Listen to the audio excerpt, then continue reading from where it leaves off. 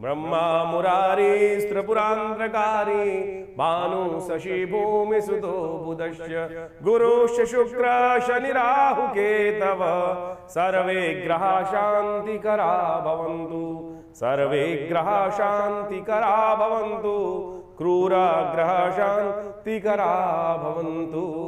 14 तारीख का दिन मंगलवार का अवसर है और द्वादशी तिथि विद्यमान है। इस दिन सूर्य जो हैं वो परिवर्तन की तरफ जा रहे हैं और ये सूर्य का परिवर्तन आपकी राशि के दृष्टिकोण से यदि देखा जाए तो ये कहीं ना कहीं आपकी राशि में आपके पर्सनालिटी को इम्प्रूव करने का योग बना सकते हैं। बस शांत रहते हुए कार्य करें। आमतौर पर सूर्य जब सप्तम भाव में आ जाते हैं राशि से या लग्न से तो कहीं ना कहीं थोड़ी सी एग्रेसिवनेस देने का प्रयास कर लेते हैं। उस एग्रेसिवनेस को एनर्जी की तरह यूटिलाइज किए तो बहुत अच्छा है, लेकिन यदि उसको क्रोध की तरह यूटिलाइज कर लिए, तुरंत मिजाजी की तरह हो गया, आपके जीवन में अनबैलेंस हो गया, उसको कंट्रोल नहीं कर पाए तो फिर वो सबको समाप्त करने का योग भी बना सकता है। देखिए, समझौता करने का समय है। इस समय ग्रह नक्षत्र आपके लिए कई मामलों में समझौता करके आगे बढ़ने की तरफ अग्रसित करते दिखाई दे रहे। क्लैश किसी चीज़ का इलाज नहीं है। मंगल शनि का योग जो आपकी राशि में बना हुआ है वो हर जगह कहीं ना कहीं खड़गे यानी तलवार जो है वो लड़वाता दिखाई दे रहा है। बुद्धि का बल्ब इस वक्त बंद है और कहीं ना कहीं थोड़ा समझौता करने के योग अच्छे बनते दिखाई दे रहे हैं। तो आप कोशिश करें, समझौता करके आगे बढ़ने का प्रयास करेंगे तो बहुत अच्छा है। हनुमान जी का सहारा लेने का प्रयास करें। मंगलवार का दिवस है तो वो बड़ा कल्याणकारी रहेगा, क्योंकि आपकी राशि में इस वक्त जो योग बन रहा है उसका सारा कंट्रोल एक ही तरफ जाता है। उसको हम समझा रहे हैं, आपको अच्छे समझें। सूर्य ने जो संक्रांति का सुंदर योग बनाया है 14 तारीख को, परिवर्तन करने का योग बनाया है, ये मंगल के साथ एक योग बनाकर तैयार करें। देखिए, मंगल के साथ इसलिए कह रहे हैं कि सूर्य का जो परिवर्तन हो रहा है मंगलवार के दिन हो रहा है, मंगल की राशि में हो रहा है और ऐसे में मंगल की राशि में आके ही सूर्य जो है वो विशेष तौर पर उच्च के हो जाते हैं।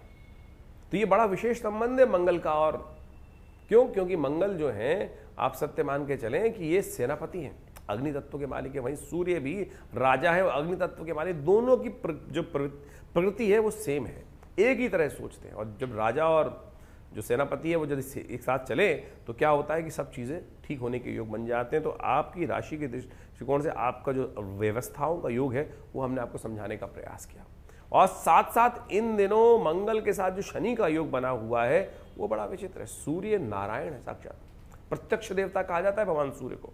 नित्यपति अपना दर्शन देने के लिए इस धरा पर वो उपस्थित होते हैं और आप चाहें ना चाहें वो सूर्य को प्रत्यक्ष देता। शास्त्र के दृष्टिकोण से कहा जाता है कि प्रातः सूर्य से पहले हर व्यक्ति को उठना चाहिए यदि व्यक्ति सौभाग्यशाली बनना चाहता है। देखिए, अब तो सूर्य उच्च के हो गए और इस महीने में सौभाग्य को परिवर्तन करने के लिए शास्त्र कहता है कि सूर्य उदय से पहले उठो। सूर्य आपको ना उठाए, आप सूर्य से पहले उठकर सूर्य को जल, उदित होते सूर्य को जल देने का प्रयास करें, अर्घ देने का प्रयास करें। ये सबसे श्रेष्ठ उपाय है। ये कीर्ति, यश, वृद्धि को योग देने का सबसे बेस्ट मार्ग जो हो सकता है ना, तो इस बात का ध्यान रखने का प्रयास करना। इस महीने में, वैशाख के महीने में आमतौर पर योग बन जाता है और वैशाख का महीना पुण्यों को देने वाला है, माधव मास कहा जाता है। तो कोशिश करें इस मास में अपने सूर्य को बल देने के लिए अवश्य कोशिश करने का प्रयास करो। जैसा शनि खराब चल रहा है इन दिनों, शनि खराब चल रहा है इन दिनों, शनि को ठीक करने के लिए आपको पता है कौन सा मार्ग अपनाना चाहिए। आमतौर पे लोग पता नहीं कौन कौन से मार्ग अपना लेते हैं। तो हमारे दृष्टिकोण से आपके मंगल की राशि में चलते हुए जो शनि को समझाने के लिए इस वक्त आपको हनुमान जी का सहारा लेना चाहिए। सूर्य का और हनुमान जी का एक अद्भुत संबंध है। शायद लोगों को शास्त्र के दृष्टिकोण से उस कथा का ज्ञान नहीं है। सूर्यदेव जो हैं वो हनुमान जी के गुरु माने जाते हैं। जी हाँ, सूर्यदेव हनुमान जी गुरु माने जाते हैं और कहा जाता है कि हनुमान जी ने एक बार शिक्षा लेने के लिए, मन में आया शिक्षा किससे ले, तो फिर याद आई, देखा सूर्य को। सूर्य से ज़्यादा बड़ा संसार को देखा हुआ व्यक्ति कौन हो सकता है? दिव्यात्मा है। सूर्य संसार को सबसे ज़्यादा उन्होंने ही सही दिशा प्रदान करी है। तो हनुमान जी बाल्यकाल में भी एक बार उड़ के गए थे सूर्य की तरफ, फिर उड़ चले एक बार युवावस्था में, जब शिक्षा लेने की बात आई तो फिर उड़ चले एक बार सूर्य की तरफ। जब सूर्य महाराज ने देखा कि ये वही बालक है जो आ रहा है, पहले बाल्यकाल में भी आया था और ग्रास कर लिया था, तो पूरे संसार में अंधकार हो गया था। तो फिर उनको लगा कि आ रहा है परेशान करने के लिए, लेकिन हनुमान जी से वो थोड़े संकुचाए। तो उन्होंने कहा हनुमान जी से कि भाई हाँ, आप फिर कैसे आना हुआ? तो महाराज आपसे दीक्षा लेना चाहते हैं। तो भगवान सूर्य ने कहा कि दीक्षा देने के लिए शिष्य और गुरु की एक व्यवस्था बननी चाहिए, बैठना चाहिए, बैठ के दीक्षा दी जाती है। और हमारे को तो भगवान ने एक रास्ता बना रखा है। भगवान सूर्य ने कहा कि हमको चलायमान, हम तो हमेशा चलते ही रहते हैं, तो कहाँ हम रुक सकते हैं, कब शिक्षा देंगे। तब कहा जाता है कि हनुमान जी ने कहा नहीं, शिक्षा तो हमको आपसे लेनी है, कि आपके साथ साथ चलेंगे। तब हनुमान जी ने, सूर्य भगवान ने कहा कि ये सिद्धांत गलत है, टालना चाहते थे वो। अब हनुमान जी ऐसा हठीला जो व्यक्ति हो कि जिसने ठान ली कल्याण का मार्ग, तुम आप कहाँ छोड़ने वाले हैं। हनुमान जी से ये हट करने का तरीका भी हमको सीखना चाहिए कि गुरु कृपा प्राप्त करने के लिए किस प्रकार से हट को पकड़ना है, सही हट को पकड़ना है। वो सही हट यदि पकड़े, आमतौर पर व्यक्ति गलत हट को पकड़ते हैं और गलत हट को पकड़ने के कारण से अनिष्ट करवाते हैं, लेकिन हनुमान जी ने सही हट पकड़ी। सूर्य के समक्ष भी उपस्थित जब हुए तो भगवान ने बहुत टालने का प्रयास किया। सूर्य नारायण ने, उन्होंने कहा ठीक है चलते ही रहते हैं, तो बोले हम एक काम करेंगे, आपकी तरफ आपके साथ चलेंगे। हनुमान सूर्य भगवान ने कहा कि साथ चलोगे तो कैसे शिक्षा मिलेगी। तो बोले आप जैसे चलेंगे तो आपके समक्ष उपस्थित रहेंगे। तो बोले आप चलोगे तब तो तुम आगे देखते हुए चलोगे तो हमको पीठ दिखाओगे। बोले नहीं, हम उल्टे चलेंगे, आपके सम्मुख रहते हुए जैसे से आप चलेंगे तो ऐसे जब तक आप हमारे को शिक्षा देंगे तब तक हम उल्टे कदमों से चलते रहेंगे। खैर कथा बड़ी विचित्र है और हनुमान जी ने अपनी भक्ति से, अपनी चातुर्य से भगवान सूर्य को भी पिघला दिया, शांत कर दिया। तो हनुमान जी को दीक्षा जो मिली, शिक्षा मिली, वो भगवान सूर्य से मिली। तो आप समझे शनि को ठीक करने के लिए हनुमान जी का आशीर्वाद ही है। तो कोशिश ये करें, हनुमान जी का सानिध्य लेने का प्रयास करें। इन दिनों शनि मंगल का टकराव, सूर्य का ये परिवर्तन जो हो रहा है, तो खास तौर पे एक काम करें कि सूर्य आप अपने निमित्त हनुमान जी की प्रार्थना से अपने इन ग्रहों को ठीक करने का योग बनाएं। हनुमान चालीसा का पाठ अपने निमित्त करने का प्रयास करें, ये सबसे श्रेष्ठ रहेगा। भगवान सूर्य का आशीर्वाद भी मिलेगा, हनुमान जी का आशीर्वाद मिलेगा। और शनि मंगल बुध की युति जिस प्रकार से चल रही है, सूर्य तो आपका कल्याण करने के लिए योग बना ही रहे हैं। कभी कभी हो सके तो कुछ खास उपाय और भी हैं, वो करने का प्रयास करें। भगवान सूर्य को नित्यपति जल दें। ओम गणी सूर्यादित्याय नमः, इस मंत्र का स्तवन करते हुए नित्यपति भगवान सूर्य को जल देने का प्रयास करें। कभी कभी गेहूँ का दान विशेष तौर पर बड़ा श्रेष्ठ, सूर्य के कष्टों को दूर करने के लिए कहा जाता है। और शनि मंगल का जब टकराव चल रहा हो तो शरीर के बल के, शरीर के भार के बराबर अन्न दान करने से भी शारीरिक तौर पर कष्ट होने के दूर करने के योग अद्भुत रूप से बन जाते हैं। तो इसको भी करने का आपको प्रयास कर लेना चाहिए, बड़ा सरलतम रूप रहेगा। तो ये आप धारण करने का प्रयास करें। इसके अलावा क्योंकि शनि मंगल का टकराव चल रहा है, तो ऐसे में उस रक्षा कवच प्राप्त करने के लिए एक बहुत सुंदर उपाय शास्त्र में वर्णित है। आप एक काम करें, हनुमान जी का एक रक्षा धागा आमतौर पे हाथ में बांधा जाता है ना, रक्षा कवच के तौर पर, हनुमान जी के सिद्ध मंत्र से सिद्ध करा हुआ ये धागा यदि आप धारण कर लें, जो हमारे विवेकानंद योगाश्रम में मंत्रज्ञों पंडितों के द्वारा विभिन्न रूप से सिद्ध करके ये छोटा सा धागा बनाया जाता है, इसको आप 1 महीने के लिए धारण करने का प्रयास करें। ये हमारे विवेकानंद योगाश्रम में विशेष तौर पर सिद्ध कर बनाया गया है। तो आप इसको आश्रम से मंगा लें, धारण कर लें और देखिएगा कैसे भी जो है मंत्र से सिद्ध होकर ये हनुमान जी का सिद्ध धागा जो आश्रम से आप मंगाएंगे उसको धारण करेंगे। चाहे छोटे बच्चे गाड़ी चला रहे हैं, कुछ चला रहे हैं, कहीं भागते फिर रहे हैं, और शनि मंगल का इस वक्त जो है व्यवस्थाएं कहीं ना कहीं कष्ट देने के योग बना ही रही हैं, कहीं ना कहीं चोट लगाने के योग बना रही हैं, द्वंद्वात्मक स्थिति उत्पन्न करते दिखाई दे रही हैं। तो हनुमान जी की मंत्र से सिद्ध करा हुआ ये धागा भगवान सूर्य के नेगेटिव प्रभाव को भी ठीक करेगा और कई सारे रास्ते आपको दिखाएगा, रक्षा कवच के रूप में आपके साथ रहेगा। तो 1 महीने के लिए इसको अवश्य धारण करने का प्रयास करें, कल्याण होगा। तो इस दिन विशेष तौर पर जो 14 तारीख के दिन संक्रांति का योग बन रहा है, इसके साथ साथ विवेकानंद योगाश्रम में, हमारे सानिध्य में विवेकानंद योगाश्रम में इस दिन सुंदर कांड का पाठ रखा गया है और नवग्रह शांति महायज्ञ रखा गया है। आप सब लोग उस यज्ञ में भाग ले सकते हैं। अपने निमित्त उस यज्ञ में हनुमान चालीसा में, सुंदरकांड में, नवग्रह शांति महायज्ञ में माँ भगवती के सानिध्य में रहते हुए इस समस्त कार्यक्रमों की व्यवस्था रहेगी। आप स्वयं उस कार्यक्रम में बैठकर अपने निमित्त यदि नहीं आ पा रहे हैं तो ब्राह्मणों की सुंदर व्यवस्था आश्रम के द्वारा कर आप लाभ ले सकते हैं। माँ भगवती की कृपा से आपके कष्ट दूर होंगे। देखिए, ग्रहों की कालगणना अभी हमने आपके समक्ष रखी और इस कालगणना के साथ साथ ग्रहों का परिवर्तन भी आपने समझा कि आपकी राशि के दृष्टिकोण से क्या कुछ प्रभाव पड़ने वाला है। लेकिन एक बात समझें, अनेक उपाय शास्त्र में वर्णित है। विद्वान लोग अपने अपने मतानुसार उसका प्रभाव समझकर जैसा सा अनुभव उनके आया है उसके अनुसार से जातकों को बताने का प्रयास करते हैं। आध्यात्मिक मार्ग भी हो सकते हैं और साथ साथ भौतिक मार्ग भी हो सकते हैं। या नग पहनने के बहुत सारे लोग मार्ग बन लेते हैं और नग पहनने के बहुत सारे फायदे भी हैं, लेकिन यदि सत्य रूप में उसकी वास्तविकता देखी जाए तो ये बहुत बड़ा एक ऐसा विषय है कि इसको अच्छे से अनुसंधान करने की आवश्यकता है। एक अभी बहुत बड़े इंडस्ट्रियलिस्ट थे, उन्होंने एक बहुत बड़े ज्योतिषी जो टीवी पर बहुत ज़्यादा आते हैं, कहा जाता है, उनके पास जाकर विचार विमर्श किया। बहुत महंगा, करीब करीब कहा जाता है कि बहुत अच्छी दक्षिणा भी उनको देकर आए और उन्होंने कुछ नग उनको धारण करा दिए, और जिस दिन से उन्होंने वो नग धारण किए उसके बाद उनकी स्थिति क्या हो गई। ऐसे बहुत सारी घटनाएं हैं।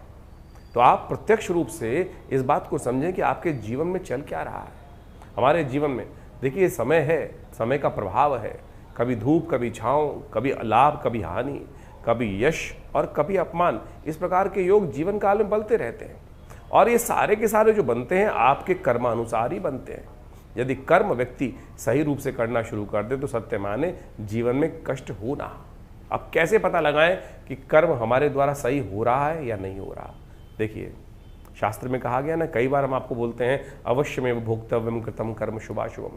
हमने जो कुछ भी कर्म किए हैं उसके कारण से यदि बार बार जीवन में ना चाहते हुए, कौन चाहता है कष्ट आना, लेकिन फिर भी ठीक करना प्रयास लाख कर रहे हैं लेकिन वो हो नहीं रहे, कष्ट समाप्त होने की तरफ ही नहीं है, तो समझ लें कहीं ना कहीं पुण्यों का अकाउंट थोड़ा कम है।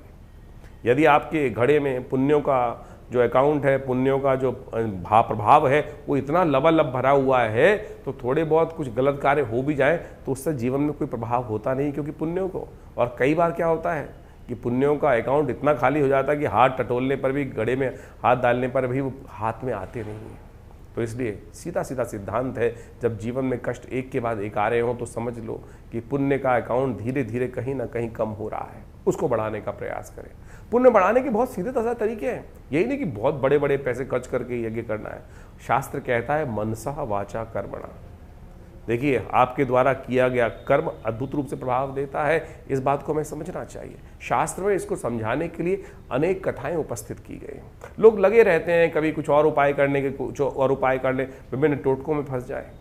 परमात्मा का नाम ही शास्त्र में व्यास जी महाराज ने कहा है, आलुड्य सर्वशास्त्रानि विचारैव पुनः पुनः इदमेकम सुनिष्पन्नम ध्याय नारायण सदा, कि भगवान का स्मरण करना ही एक सबसे बढ़िया कार्य है। उसी को स्मरण करने तो और किसी चीज़ की आवश्यकता ही नहीं है, परमात्मा की कृपा। इसीलिए तो इतनी समस्त कथाओं का, यज्ञों का, मंत्र जप का इतना महात्म शास्त्र में बताया गया। हर रोज़ कोई ना कोई पुण्य आपके जो पर्व है, जैसे इस बैसाख के महीने में कितने सुंदर सुंदर पर्व आ रहे हैं। सुंदर सोच शास्त्र में कहा गया है कि इस मास को माधव मास माना जाता है, और माधव मास में कहा जाता है कि भगवान ब्रह्मा ने अपने आप भगवान विष्णु के नाम पर इस मास को रखा है। इस मास में यदि भगवान विष्णु का एक बार भी स्मरण कर लिया जाए तो बहुत से कष्ट दूर हो जाते हैं। तो इसको ठीक करने का तरीका आप समझ लीजिए। जितना ज़्यादा पुण्य हो सकता है वो करने का प्रयास करें। सोम, मंगल, बुध, बृहस्पति, हमारे इन समस्त दिनों को कहीं ना कहीं देवताओं के साथ जोड़ दिया गया है। तिथियों को विशेष तौर पर आप देखें तो एक से लेकर आध्यात्मिक मार्ग से देखें तो कहीं ना कहीं कोई देवता के साथ जोड़ी गई है। कारण क्या है? कोई ना कोई उत्सव, 365 दिन कोई ना कोई उत्सव भारतीय संस्कृति में लगा रहता है। ये न के न प्रकारेण आप अध्यात्म की तरफ लगे रहें, और जब अध्यात्म की तरफ लगे रहेंगे, आज ये कल वो परसों ये, तो क्या होगा, कहीं ना कहीं आप जो फालतू के काम संसार में हैं वो आपके द्वारा उनसे हटकर, बेकार के कामों से हटकर कहीं ना कहीं पुण्य कार्य, परमात्मा के स्मरण में वास्तविक मार्ग को आप पकड़ने का मार्ग बना लेंगे, और वो आपके जीवन में कभी बेले कवेले अशुभ समय में वो किया हुआ पुण्य आपको कहीं ना कहीं लाभ देने का मार्ग बना देगा। तो इस सिद्धांत को समझे। हमारे ऋषि मुनि बहुत चतुर थे, बहुत बुद्धिमान थे, और ऐसी व्यवस्था अपनी संतति के लिए करके गए हैं कि वो कहीं ना कहीं करते रहते हैं। लेकिन फिर भी मनुष्य ऐसा माया के भ्रम में फंस जाता है कि सद्मार्ग से भटककर कहीं ना कहीं अनेक अनेक प्रपंचों में फंस जाता है। तो इसलिए हम समय समय पर जो आपको आमंत्रित करते रहते हैं, कभी ये यज्ञ, कभी वो यज्ञ, कभी ये कथा, कभी सुंदरकांड, कभी हनुमान चालीसा, कभी कुछ और, तो ये सब इसीलिए है कि कहीं ना कहीं आओ, सत्य मार्ग की तरफ चलो, और वो कहीं ना कहीं कब आपके कष्टों को क्षय कर देगा।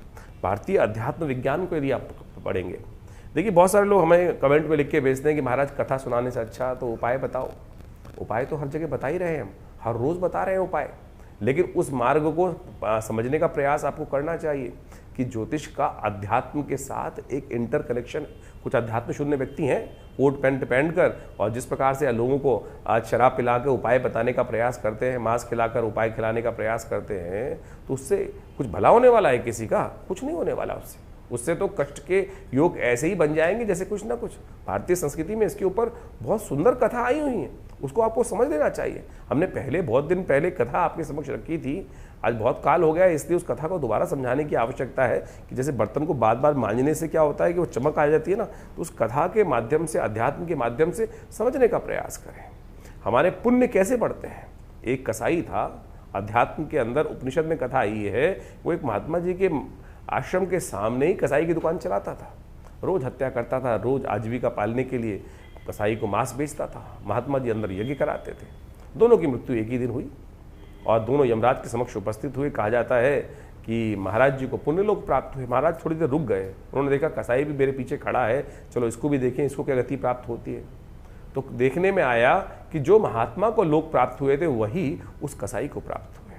तो महात्मा ने वहाँ यमराज से प्रश्न पूछा कि महाराज, मैंने इतने यज्ञ किए, मुझको वही लोक प्राप्त हुए और मेरे सामने ही हत्या करता था, जीव हत्या करता था, क्या इसको भी वही लोक प्राप्त हुए? तो यमराज जी ने उसका प्रश्न का, बड़ा सुंदर महात्मा के प्रश्न का, संत के प्रश्न का उत्तर दिया कि महाराज, इसके शरीर से ये कार्य हो रहा था लेकिन मन से नहीं हो रहा था। मन से तो आपको ये देखकर यही भाव रखता था कि कैसे महात्मा इतने सुंदर कार्य कर रहे हैं और मुझे कुछ आता नहीं है, कब ये मेरा पुण्य जागेगा, मैं इससे हटकर पुण्य की तरफ, महात्मा के दिए हुए एक पुण्य कर्म की तरफ, जैसे यज्ञ इत्यादि, कथा इत्यादि की तरफ जाऊंगा। तो आप समझें कि आप जो भी कर्म कर रहे हैं वो तो आपके भाग्य अनुसार, आपके समक्ष, प्रारब्ध के अनुसार से आपके समक्ष आ रहा है, लेकिन यदि उससे निवृत्त होना चाहते हो तो उसमें लिप्त मत हो। ये उपनिषद की कथाएं आपके मति भ्रमों को दूर करने का प्रयास करती हैं।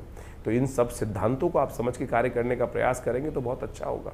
इस वैशाख के महीने में जिस प्रकार से कहा गया है कि भगवान विष्णु का सुंदर स्मरण, जैसे कार्तिक के महीने में स्नान करने का पुण्य लाभ होता है ना, वैसा ही पुण्य लाभ इस वैशाख के महात्म्य में कहा गया है। कहा जाता है पद्म पुराण में, स्कंद पुराण में, इन समस्त ग्रंथों के अंदर इस मास का अत्यधिक महत्व कहा गया है। कोशिश करें अपने जीवन में इन महात्मों को पढ़ने का प्रयास करें। महात्मा क्या है? टेस्टिमनीज। ये टेस्टिमनीज हैं कि जो जो जीवन में किसके घटना घटी उन्होंने उसको सारगर्भित शास्त्र के अनुसार से किया, और उन शास्त्रों की बातों को आप यदि स्वतः पढ़ेंगे, अध्ययन करेंगे, संतों के मुख से सुनेंगे, तो आपके मन में भी विश्वास जागेगा और आपको उस कष्ट निवृत्ति का योग, यानी उससे बचने का मार्ग आपको अद्भुत रूप से मिल जाएगा। आसान बहुत रहा है, तिल की ओट पहाड़ है। आप समझें, अध्यात्म का रहस्य इतना सुंदर है, लेकिन हम विडंबनाओं में फंस जाते हैं और पता नहीं कहाँ कहाँ, कौन कौन से, किस किस स्थितियों में फंसकर कहाँ कहाँ कौन कौन से कार्य करते चले जाते हैं। सिद्धांत बहुत सीधा है, किसी भूखे को खाना खिला दो। और इस वैशाख के महीने में तो जितने पुण्य कार्य कर सकते हैं। देखिए, संक्रांति का योग इस महीने में पड़ता है, इसके बाद नरसिंह भगवान की जयंती का, कूर्म अवतार का योग इसी मास में पड़ता है। इसके साथ साथ अक्षय तृतीया, जिसके अंदर परशुराम जयंती का सुंदर पर्व मनाया जाता है। भगवान विष्णु के अनेक अवतार इसी मास में उत्पन्न हुए। और तो और युगादि भी, युग का आरंभ भी कहा जाता है अक्षय तृतीया, जिस दिन शुद्ध रूप से व्याप्त हो उस दिन से युगादि, युग का आरंभ भी कहा जाता है कि इसी तिथि से हुआ। अक्षय तृतीया यानी जो कुछ कार्य कर रहे हो उसका अक्षय फल प्राप्ति का योग सारे के सारे वैशाख के महीने में आने वाले हैं। तो वैशाख का महीने का पुण्य बहुत अच्छा है। पुण्य कमाने का तरीका बहुत साधारण है, सीधा है, और कोई बहुत ज़्यादा रहस्य में नहीं है। ओम नमो नारायणाय, इसका यथाउचित भाव से स्मरण करने का प्रयास करें। हमने इस बार बहुत सारे कार्यक्रम आश्रम में समय समय पर आपको अवगत कराते रहते हैं, अपने चैनल के माध्यम से आपको बताते भी रहते हैं।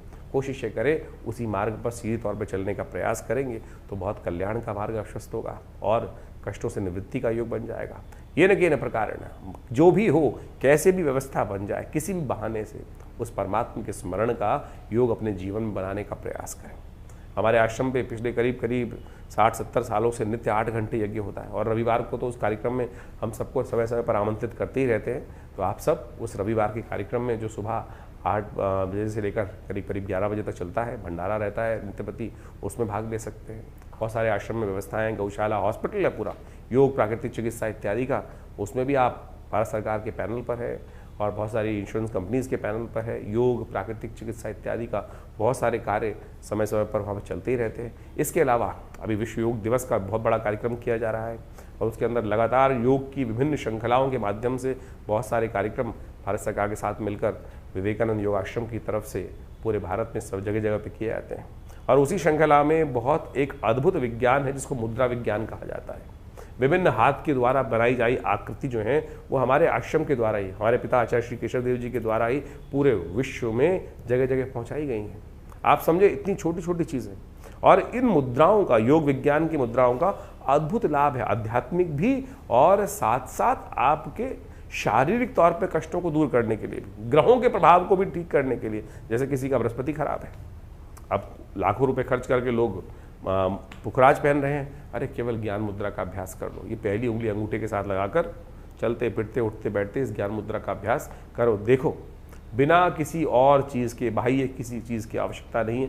बृहस्पति के नेगेटिव प्रभाव को ठीक करने के लिए ज्ञान मुद्रा अद्भुत रूप से कार्य करती है। शनि किसी का खराब चल रहा है, जैसे बहुत सारी राशियों में अलग अलग प्रभाव हम आपको बताते हैं। शनि मंगल का टकराव इस वक्त बड़ी अजीब स्थिति में पहुंच गया है, पूरे विश्व को कहीं ना कहीं आतंक ग्रसित करने का योग बना रहा है। तो ऐसे में शनि के दुष्प्रभाव को ठीक करने के लिए इस मुद्रा का अभ्यास, जिसको शून्य मुद्रा भी कहा जाता है, आकाश तत्व को अंगूठे के बेस पे लगा देने से शनि का नेगेटिव प्रभाव जो कुंडली में है उसको ठीक करने के लिए मुद्रा अद्भुत कार्य कर देती है। छोटी सी मुद्रा है, देखिए शनि का नेगेटिव प्रभाव चल रहा है, शनि बिल्कुल ठीक नहीं चल रहा है, तो पहली सबसे बीच वाली उंगली को अंगूठे के बीच पे लगाया और शनि के नेगेटिव प्रभाव को समाप्त करने के लिए, खत्म करने के लिए जो शनि का मंत्र जप कर रहे हैं, ओम प्रांग प्रींग प्रौंग से शनिश्चराय नमः, ये मुद्रा विज्ञान की अद्भुत, भारतीय योग विज्ञान की। आप समझे कि योग और मुद्राएं सब ये चीज़ें इंटर रिलेटेड है कि नहीं है, ज्योतिष संबंध रखती हैं, लेकिन लोग इसके प्रभाव को समझते नहीं हैं। करेंगे तो देखिए लाभ प्राप्ति के योग बन जाएंगे। सूर्य, किसी को अपने वर्चस्व को, पर्सोना का बढ़ाना है, कैसे किस प्रकार से ठीक कर सकता है। ज्योतिषीगण बहुत सारे जो होते हैं नग बेचने वाले, वो कहते हैं माणिक्य पहन लो, अरे हम आपको सीधा उपाय बताते हैं। सूर्य यदि किसी की कुंडली में कमज़ोर है तो, या सूर्य का माउंट बैठा हुआ है, तो ये सूर्य मुद्रा है। जो रिंग फिंगर है उसके अग्रभाग को अंगुष्ठ के अग्रभाग से जोड़ देने से ये सूर्य मुद्रा बन जाती है। और अद्भुत रूप से समझें कि ये सूर्य मुद्रा आपकी पर्सनालिटी में, आपके पर्सोना में, आपके व्यक्तित्व में, आपके ओरा में एक ऐसा अद्भुत चमक उपस्थित कर देगी। तो ध्यान में ओम घृणी सूर्य आदित्याय नमः इस मंत्र का जप करते हुए 108 बार जप करें और नित्य प्रति इस मुद्रा का कुछ देर अभ्यास करके तो देखें। देखिए अपने आप आपके उस ओरा के अंदर अद्भुत रूप से परिवर्तन लाने का योग, बिना किसी उपाय के, बिना किसी और चीज़ के, बाह्य चीज़ पे, यानी कोई नग धारण करना या कुछ और चीज़, इससे अद्भुत रूप से लाभ प्राप्त होगा। यदि किसी का बुद्ध बहुत वीक है, आमतौर पे जब बुद्ध वीक होता है तो क्या होता है कि बहुत सारी समस्याएं उत्पन्न हो जाती हैं। बहनों के साथ संबंध में, कई प्रकार से स्त्रियों के साथ संबंध खराब कर देता है, परिवार में जितनी मौसी इत्यादि उनके साथ संबंध खराब कर देता है, और तो और दांतों संबंधी समस्याएं उत्पन्न करने की योग बना देता है। तो ऐसे में बुद्ध का जब नेगेटिव प्रभाव चल रहा है उसको ठीक करने के लिए, बुद्ध के नेगेटिव प्रभाव को ठीक करने के लिए क्या किया जाए। बुद्ध की ये मुद्रा है, इसको जलोदर मुद्रा बोला जाता है, कि इसको कर लेने से बुद्ध के नेगेटिव प्रभाव को ठीक करने के लिए ये अद्भुत रूप से कार्य करती है। यानी बुद्ध की उंगली को अंगूठे के बेस पे लगा देने से ये बहुत ज़बरदस्त तरीके से आपकी समस्याओं को दूर करने का योग अद्भुत रूप से बनाएगी। ये छोटी छोटी मुद्राएं हैं, हम समय समय पर इनका प्रभाव आपको समझाते रहते हैं। कोशिश ये करें इन सब चीज़ों के साथ जुड़ने के लिए। हमारे विवेकानंद योग आश्रम की तरफ से बहुत सारी पुस्तकें प्रकाशित की गई हैं, समय समय पर बहुत सारी कॉन्फ्रेंसेस हम करते रहते हैं, और बहुत सारी कथाएं भी समय समय पर, हर मंगलवार को सुंदरकांड का पाठ होता है। और दिल्ली में कहीं ना कहीं मंगलवार शनिवार को हमारे द्वारा कहीं ना कहीं सुंदरकांड के पाठ की व्यवस्था चलती ही रहती है। आप सब सुंदरकांड के पाठ में आपको हमारे एक चैनल के माध्यम से सूचनाएं मिल सकती है। आश्रम के जो नंबर्स आपके सामने स्क्रीन पर चल रहे हैं, आपके क्षेत्र में कब रहेगा उसका भी बता दिया जाएगा। विवेकानंद योग आश्रम में तो हर मंगलवार पे सुंदरकांड आमतौर पे होता ही है, हर रोज़ करीब 8 घंटे यज्ञ रहता है, और बहुत सारे कार्य समय समय पर रहते हैं। आप उनके साथ जुड़ेंगे तो सही रूप से आध्यात्मिक विकास भी होगा और आपके कष्ट भी दूर होंगे। धन्यवाद, नमस्कार।